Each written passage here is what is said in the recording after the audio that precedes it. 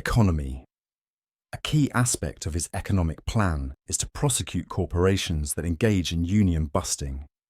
Kennedy believes that workers must have the right to organize and negotiate fair wages and working conditions.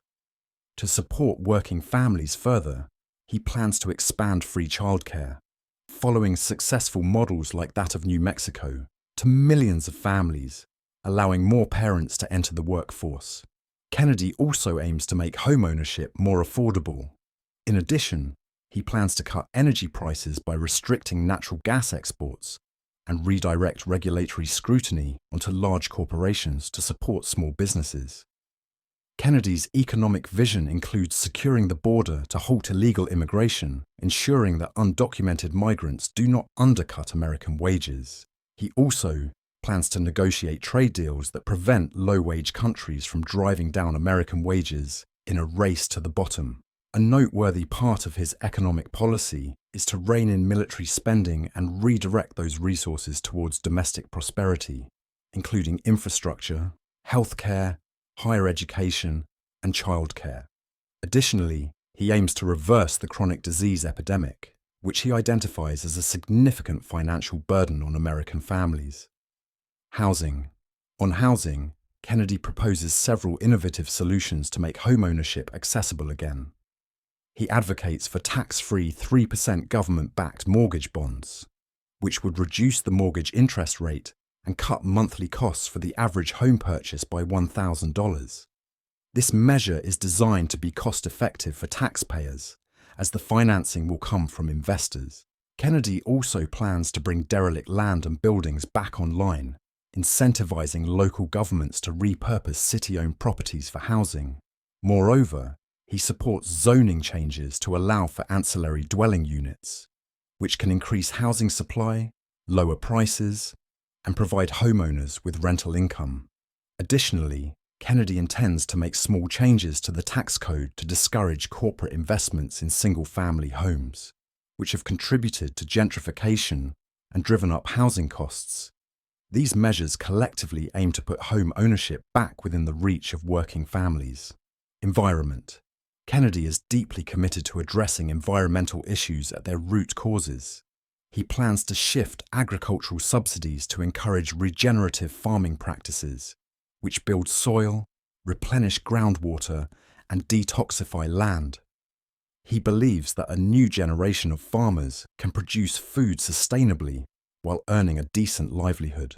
To combat industrial pollution, Kennedy aims to incentivize industries to transition to zero-waste cycles and clean energy sources.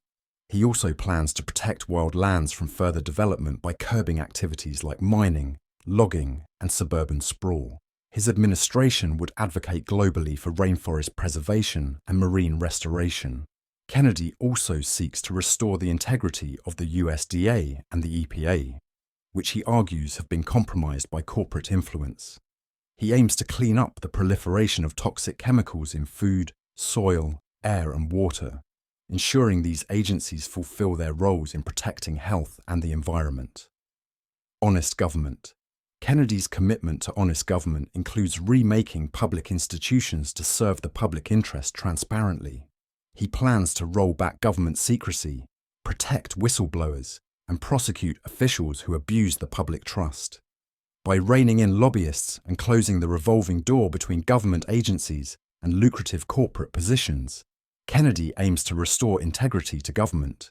He also intends to get money out of politics and open government institutions to real citizen involvement, ensuring that public policy reflects the will and needs of the people. This commitment to transparency and accountability is central to Kennedy's vision for a government that truly serves its citizens. Reconciliation.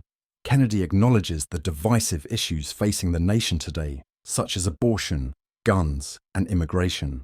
He believes in addressing these issues through respectful dialogue and reconciliation, recognizing that both sides of the debates have legitimate concerns and moral positions. His approach involves listening carefully to all perspectives and finding common ground based on shared values.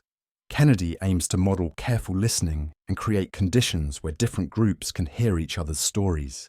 He believes in national reconciliation, respectful dialogue, and a willingness to change, grow, and forgive. His campaign emphasizes appealing to the generosity, goodness, kindness, and courage of the American people, rather than their fears and divisions. Peace. Kennedy's foreign policy centers on unwinding American imperialism and bringing troops home. He plans to end proxy wars, bombing campaigns, covert operations, and other military activities that drain the nation's resources and strength. His administration would focus on defending the country rather than pursuing military adventurism abroad.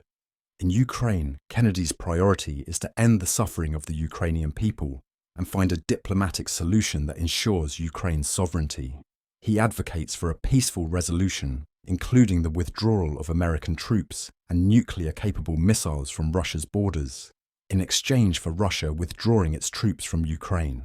Kennedy believes in reviving the anti-imperialist vision of his uncle, John F. Kennedy, who sought to exit Vietnam, to defy the Joint Chiefs of Staff by refusing to bomb Cuba and support freedom movements worldwide. Kennedy aims to restore America's moral leadership by leading by example and promoting peace and demilitarization globally. Border. To secure the border, Kennedy plans to deploy technology like cameras, lights, and motion detectors, coupled with physical barriers in key areas. He believes in fully funding courts and border services to handle asylum claims efficiently and appointing more judges to process these claims swiftly. Kennedy also aims to end military interventions that destabilize other nations and generate refugees. By stopping support for despotic governments and repressive regimes and cooperating with Mexico and Central American countries to improve their economies, Kennedy seeks to address the root causes of migration. Racial healing. Kennedy's approach to racial healing includes targeted community repair, focusing on rebuilding black infrastructure destroyed during Jim Crow. He supports prison reform, aiming for early release of non-violent offenders and a focus on rehabilitation. His police reform plans include reorienting police to serve black communities and providing de-escalation training. Kennedy also aims to uplift the working class, which disproportionately includes black Americans. Higher education. Kennedy plans to address the student debt crisis by making college debt dischargeable in bankruptcy and allowing refinancing of student loans. He advocates for abolishing interest on student loans, following the example of the No Student Loan Interest Act introduced by Rep. Eric Swalwell. These measures aim to relieve the financial burden on millions of Americans struggling with student debt. His education policies focus on reviving schools in marginalized communities and providing more options for parents. Labor. Kennedy is a strong supporter of labor rights and believes in the importance of a strong labor movement for a functioning capitalist system. He plans to defend workers' rights to organize, bargain collectively, and strike. His administration would fight for a federal tax deduction for union dues and raise the minimum wage to $15 an hour, with further increases tied to inflation. Kennedy also supports legislation like the PRO Act to boost worker protections and unionization, and he aims to protect worker rights in trade agreements. By promoting onshoring of industrial production and ensuring fair competition, Kennedy seeks to uplift the standing of American workers and strengthen the economy.